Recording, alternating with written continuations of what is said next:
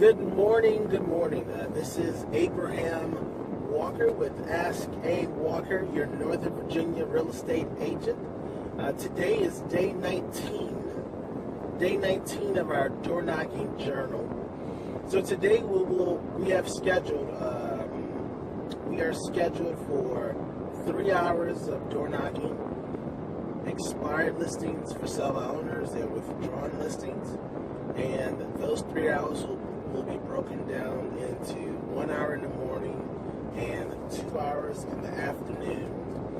Today we will also be hosting our group coaching, our performance coaching at the office that I host every Friday from 11:30 to 12:30 at the Keller Williams office in Kingstown. So today's recap, or today's start of the day plans, is 3 hours of door knocking, 1 hour in the morning, 2 hours in the afternoon, and we also have 1 hour of performance coaching. We will be changing the name to the group very shortly. One of my takeaways from preparing for today's session is that in lead generation, you won't hear this. You may not. If you don't take a class on it, you won't hear this. And there's three things that go into lead generation. There's the preparation for the lead generation. There's the actual lead generation itself, and then there's the follow-up from your lead generation activities, or the management portion of the lead generation activities. So the numbers that I report to you, or the numbers that I talk to you about, that is the actual lead generation part of the process. I did not report, or I do not talk about the setup time, because a lot of the setup time is more of an administrative task that once we get to a certain position in our business, we'll have someone in our business that does that.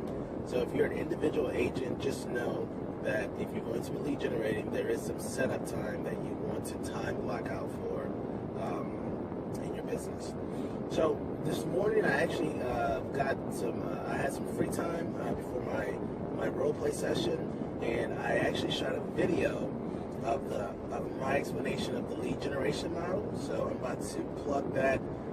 I'll put that on in a few seconds, so please enjoy. I would love to hear your comments and thoughts about that video.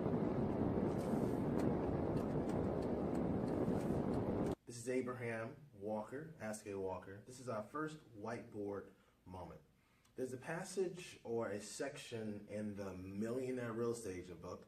You can find a diagram on page 143 in the Millionaire Real Estate Agent book that talks about the lead generation model. The lead generation model is a model that talks about building a database, feeding that database, and then over time that database providing you with a certain return on investment. This is my diagram, or my visual expression or explanation of the lead generation model from the teachings or classes that I've attended. I find that the way we can plus the lead generation model is to talk about where the leads come from in the same diagram. So in this diagram I've drawn, it's a four-part diagram. We have our lead creation, we have the lead cultivation, and then we have the lead closing phase, right? So the lead creation, this is where you get your leads from. So for me, we're going to use me as an example. I have a geographic form. I also target expired listings, withdrawn listings, and for sale by owners. And I also have an allied resources program. Now that information, that information starts out larger than my database. Right? So my database is smaller than this list of individuals that I'm targeting. And that's why it's more like a downhill process, because at the top of the hill there's going to be more leads in the funnel than individuals or entries that go into the database. So we take these entries, we put them into our database.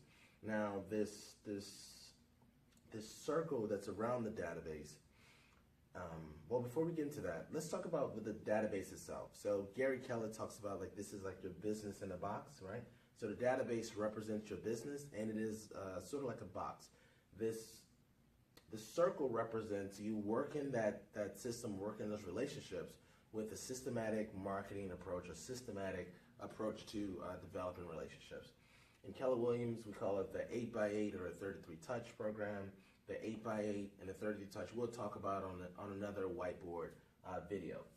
The next part of the process, right, after you've put the individuals in the database and you've worked on that relationship through a systematic touch program, one of two things happens.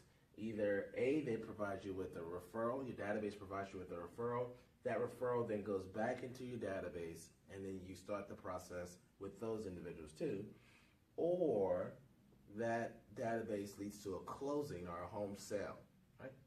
So let's go over it one more time. So the lead creation phase is the phase of the project where we actually find people, right? And this could be a long list of places that you can find people. Most top producers have 2 to 3 sources, and then they have other sources that just provide them with smaller percentages of their business. Then we move to the lead cultivation phase, which is where you put them into a database and you work them as far as like a process is concerned. That process for us is the 8x8 and the 33 touch program. And then that process provides you with either a referral, right, that goes into the database and gets worked, or a piece of business as far as a real estate transaction. So I'd love to hear your thoughts about this process. You can read up more information about the lead generation model on page 143 in a Millionaire Real Estate Agent book. This will be the diagram. The preceding pages will provide you with the insight to that topic. So again, Abraham Walker, Ask A Walker, your Northern Virginia real estate agent. Peace. So what did you think? What did you think about that video? About the lead generation model? Love to hear your comments and thoughts down below. Again, my name is Abraham Walker with Ask A Walker, your Northern Virginia real estate agent. You can reach me on my cell phone at 703-539-2053. That's 703-539-2053. Or hit me up on my email address, abraham@ask